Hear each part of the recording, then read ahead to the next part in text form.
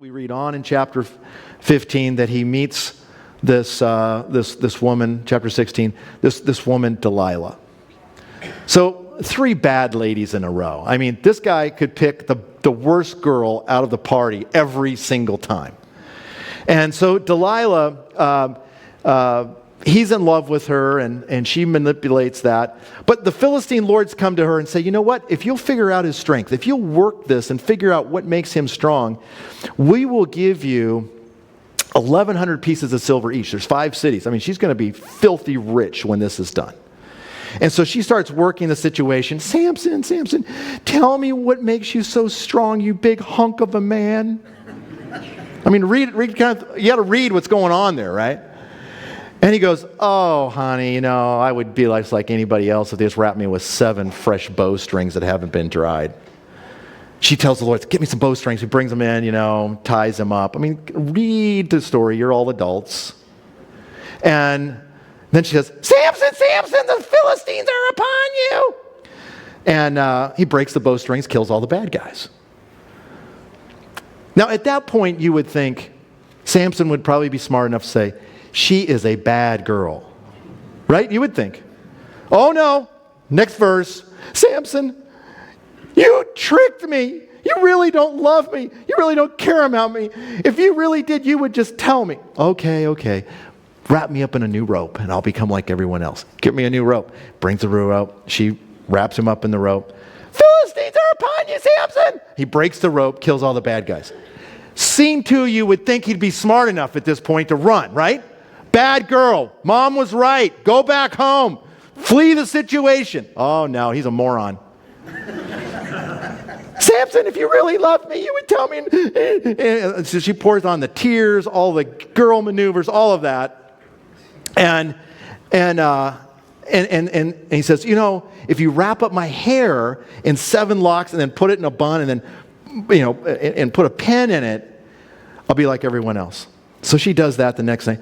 Samson, the Philistines are upon you. And he kills all the Philistines. Now, what would you think he would do?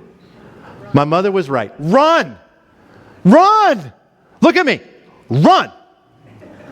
What does he do? He sticks around. Why? Listen, sin will make you blind. How many of you heard your mother say something like this? Love is blind.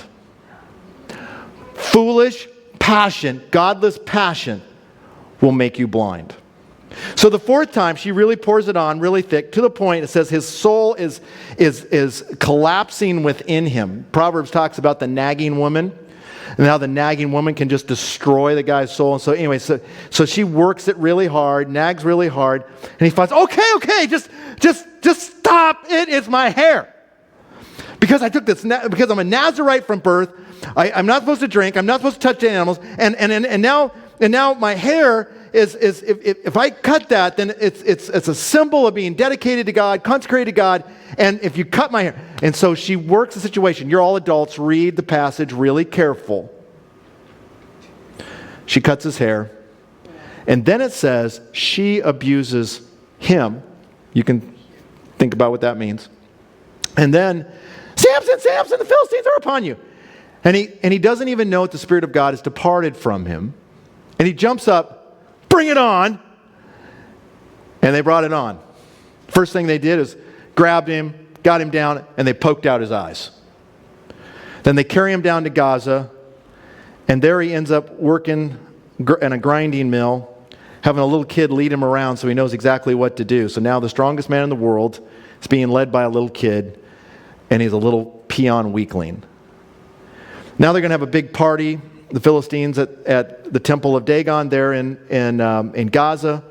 And it says they brought him out and he amuses them. I want you to think about what that means, you're adults. And they're mocking him, and it says that they're in this drinking party.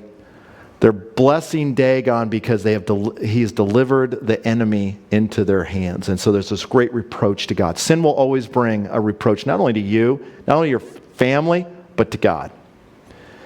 And then there's this moment, this one little moment of faith where he looks to God and says, God, would you avenge me? Now we're going to see the passage here in just a second. He doesn't even do that with a very good heart. God works in spite of him. and he's going to end up killing a bunch of Philistines, but it's not going to bring the deliverance that it should have.